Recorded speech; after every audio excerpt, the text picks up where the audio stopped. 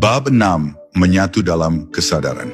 Ada satu tahap dalam perjalanan ruhani di mana zikir tidak lagi terasa sebagai sesuatu yang dilakukan, melainkan sesuatu yang menjadi keberadaan itu sendiri.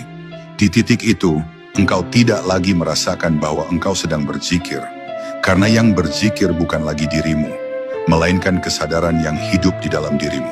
Segala rasa kepemilikan, segala klaim, aku yang menyebut, aku yang mengingat, perlahan lenyap seperti buih yang tenggelam di lautan.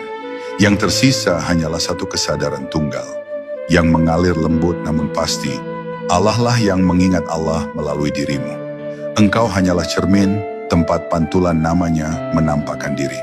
Engkau hanyalah alat, tempat getaran zikir itu bergema di dunia fana. Dan ketika engkau memahami ini, engkau akan berhenti merasa sebagai pelaku. Engkau akan diam, namun di dalam diam itu ada gerak yang tiada henti. Gerak kesadaran ilahi yang menghidupkan segalanya. Dalam keadaan ini, kehidupan tidak lagi dipisahkan antara dunia dan Allah. Segala sesuatu menjadi satu tarikan napas yang sama, satu gerak yang berasal dari sumber yang sama. Engkau melihat bahwa bahkan langkahmu, pandanganmu, dan pikiranmu adalah bagian dari zikir yang sedang berlangsung di seluruh semesta. Matahari berzikir dengan sinarnya, angin dengan hembusannya, hujan dengan tetesnya, dan engkau dengan kesadaranmu. Semuanya berpadu dalam harmoni suci yang disebut zikir semesta. Tidak ada lagi yang profan, karena semua telah menjadi sakral. Tidak ada lagi yang jauh, karena semua telah menjadi dekat. Dalam kesatuan itu, engkau tidak lagi mencari Allah, sebab engkau telah menjadi bagian dari gelombang yang memujinya tanpa henti. Orang yang mencapai makam ini hidup dalam keheningan yang hidup. Dari luar ia tampak biasa, makan, berbicara, tertawa, menangis, seperti manusia lainnya. Tapi di dalam dirinya ada samudra yang bergelora lembut. Samudra zikir yang tak pernah berhenti berputar. Setiap kata yang ia ucapkan berakar pada kesadaran ilahi. Setiap gerak tubuhnya adalah bentuk syukur yang tak terucap. Ia tidak lagi memisahkan ibadah dari kehidupan, karena baginya hidup itu sendiri adalah ibadah.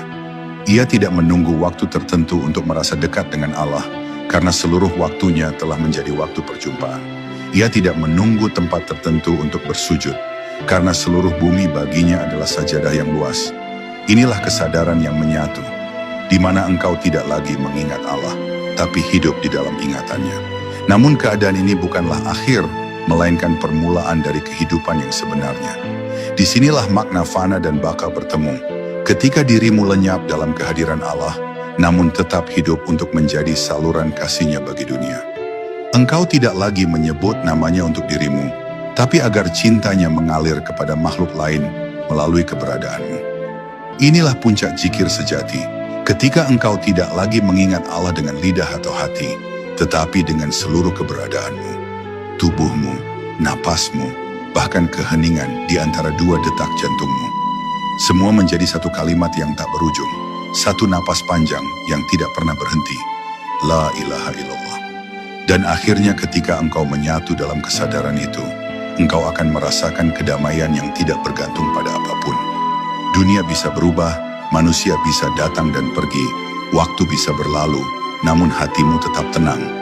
Karena engkau tidak lagi berdiri di atas dunia, tapi di atas kehadiran yang abadi. Engkau tidak lagi bertanya, di mana Allah? Karena engkau telah menjadi bagian dari jawabannya. Engkau tidak lagi mencari kehadirannya, karena engkau hidup di dalam